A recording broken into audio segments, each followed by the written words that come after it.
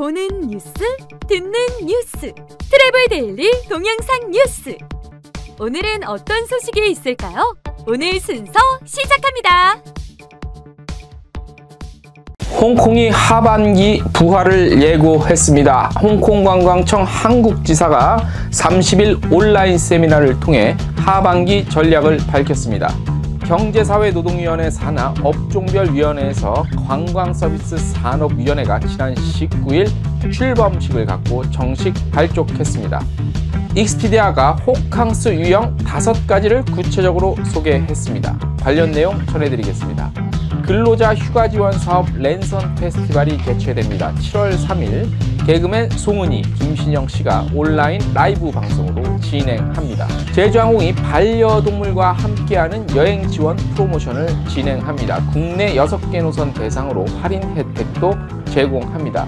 트래블 데일리 7월 1일자 동영상 뉴스 시작하겠습니다. 트래블 데일리 동영상 뉴스는 유튜브에서 여행 중개소 또는 트래블 데일리를 검색하시면 쉽게 시청할 수 있습니다. 소리로만 듣고 싶으시면 팟캐스트 플랫폼 팟빵에서 여행 중개소를 검색하시면 쉽게 청취하실 수 있습니다. 네, 여러분 안녕하십니까? 트래블 데일리 동영상 뉴스. 자, 7월 시작입니다. 7월의 시작은 곧 하반기의 시작이죠. 지난 상반기는 참으로 우리 여행업계에 우울하고 그리고 침울하고 다시는 있어서는 안 될 그런 일들이 벌어졌습니다. 물론 지금도 이어지고 있죠. 하지만 우리 2020년 하반기에는 지난 상반기의 어떤 암울한 이런 과거를 좀 지워버리고 지난해 하반기 이상의 실적을 거두면서 2020년을 마감하는 그런 하반기가 됐으면 좋겠다는 소원, 소망을 간절히 빌어보면서 7월 첫째 날, 7월 1일 트래블 데일리 동영상 뉴스 시작하겠습니다. 자, 오늘 첫 소식입니다. 홍콩관광청, 홍콩관광청이 하반기 부활을 예고하면서 하반기 전략을 밝혔습니다. 홍콩관광청 한국지사가 6월 30일 온라인 세미나를 열었습니다. 그래서 홍콩 재방문 로드맵과 마케팅 전략 등에 대해서 알렸습니다. 자, 아직까지 많지는 않아요. 일부 관광청 중심으로 해서 온라인 세미나가 이제 슬슬 하나둘씩 시작되죠. 자, 7월 1일에는 또 미국 관광청이 진행을 하게 되는데, 자, 온라인 세미나가 시범적 그리고 또 처음으로 진행되는 거기 때문에 어떻게 소통이 좀 잘 되나 궁금했어요. 근데 비교적 소통, 커뮤니케이션 하는 데는 크게 문제는 없었던 것 같아요. 오늘 홍콩관광청 세미나를 봐도. 자, 내용을 먼저 좀 소개해 드릴게요. 자, 홍콩관광청은 6월과 8월을 준비 단계로 설정을 했어요. 그래서 다양한 홍콩 기업 소환 마케팅, 디지털 매체를 활용한 PR 등 주요 활동을 이어간다는 계획을 밝혔습니다. 그러면 회복 단계는 언제냐?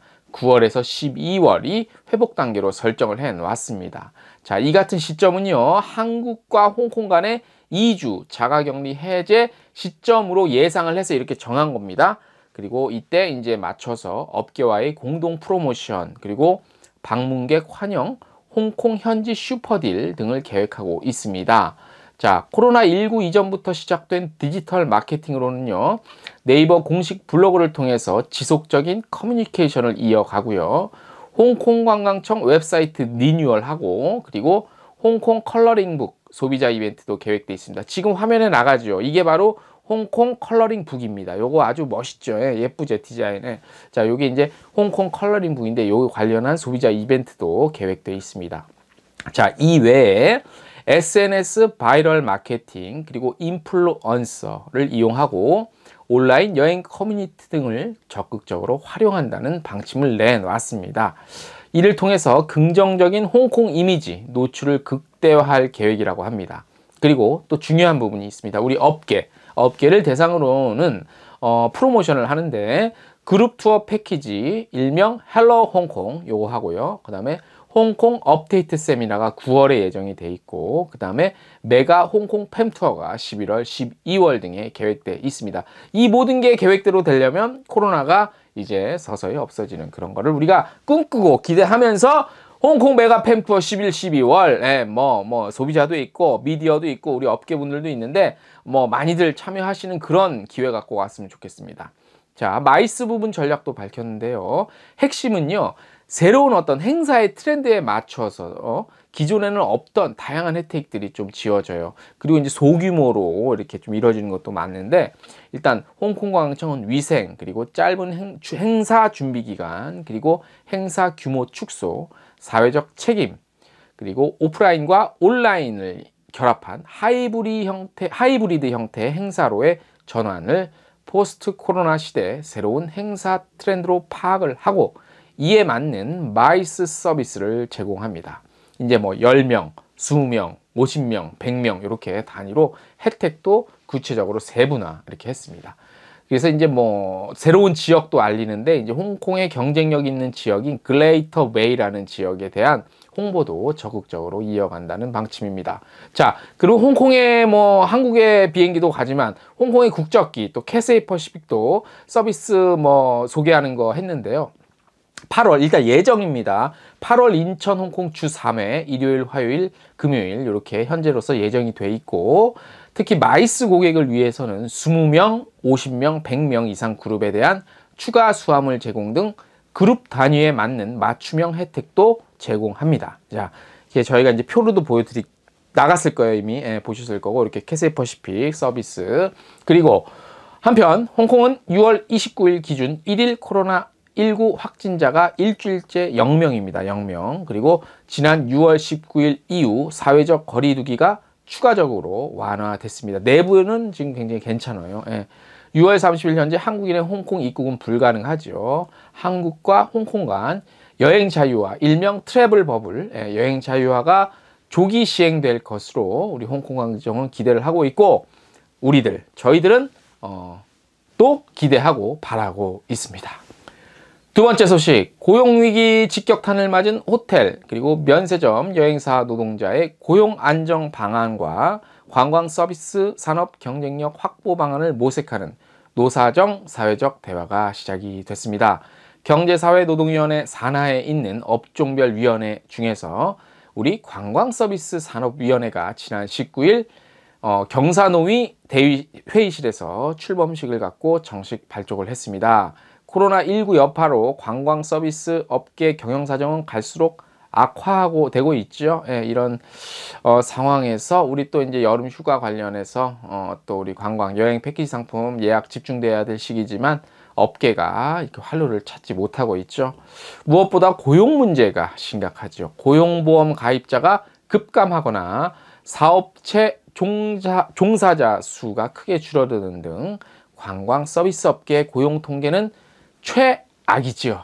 이미 악화됐고, 자, 우리 관광서비스산업위원회는요, 이 같은 업계 사정을 감안해서 종사자 고용과 노동 조건, 그러니까 종사자 고용과 노동 조건에 대한 논의에 집중을 한대요. 그래서 우선 여행사, 호텔, 면세점 노동자들의 고용 실태 파악하고 이를 바탕으로 실효성 있는 고용 유지 방안을 모색한다고 합니다. 이런 게 없는 것보단 낫습니다. 뭐 그런 건 나서 뭐 하겠어? 이거 부정적 인식 안 좋아요. 긍정적 인식. 우리 미디어고 언론은 비판하지만 저희는 칭찬할 걸 합니다. 긍정적 시선. 무조건 부정적으로 저희는 안 봐요. 자, 정규직뿐 아니라 구조조정에 취약한 외주 그리고 협력업체 소속 비정규직에 대한 해법도 함께 찾을 계획이라고 합니다. 아울러서 중장기 논의 과제로 노사정 상생 협력을 통한 관광 서비스 산업 발전 방안을 논의합니다. 회의체 논의 기한은요, 출범일로부터 1년입니다. 자, 요 1년 동안 우리가 이렇게 그러니까 노조라고 하면 좀 이렇게 우리 사람들은 좀 부정적인 인식이 있는데 사실 부정적인 인식이 아니에요. 우리 엄연히 권리, 노동자의 권리도 있고 또 사측은 사측대로의 책임이 있는 거기 때문에 뭐 이렇게 협의를 잘하고 어려울 때일수록 모여서 지혜를 모으고 하면 좋을 것 같고요. 이 출범식에 우리 그 문화체육관광부 장관 그리고 고용노동부 장관도 참여를 했기 때문에 이게 가벼운 이게 아닙니다. 가볍게 볼 게 아니고 그만큼 비중이 있고 무게가 있는 그런 출범이었다고 보시면 될 것 같습니다. 자, 오늘 그 다음 소식.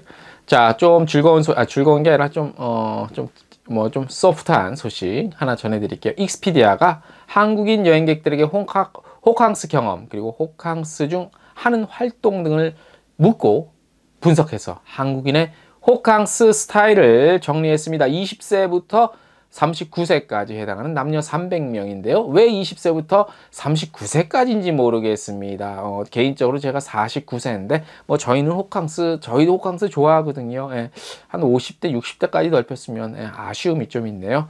자, 재미난 소식이니까 즐겁게 들어주세요. 10명 중 7명이 호텔에서 여행을 즐기는데 2039, 그러니까 20세에서 39살까지 여행객 73%가 최근 3개월 내 호캉스를 즐긴 것으로 나타났답니다.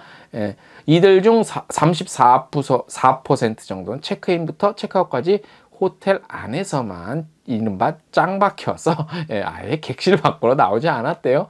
무엇을 하고 있었는지 참 저희는 그러지 못할 것 같은데, 그래서 저희 세대가 질문 대상에서 빠지지 않았나 그렇게 생각이 드네요. 그 다음 호캉스 대표 유형 5가지를 재밌게 한번 구성을 했는데, 먹방파, 그러니까 나오지 않고 음식 배달시켜서 계속 먹는 거. 그 다음에 먹방파에서 사색파, 호텔 주변 산책하고 일출일몰 이렇게 감상하면서 시간을 때우는 그런 파들, 사색파. 그 다음에 정주행파, 바쁜 일상 때문에 감상을 미뤄두었던 영화 드라마 호텔 방에서 짱 박혀서 보는 거지. 이러려면 호텔을 왜 가냐?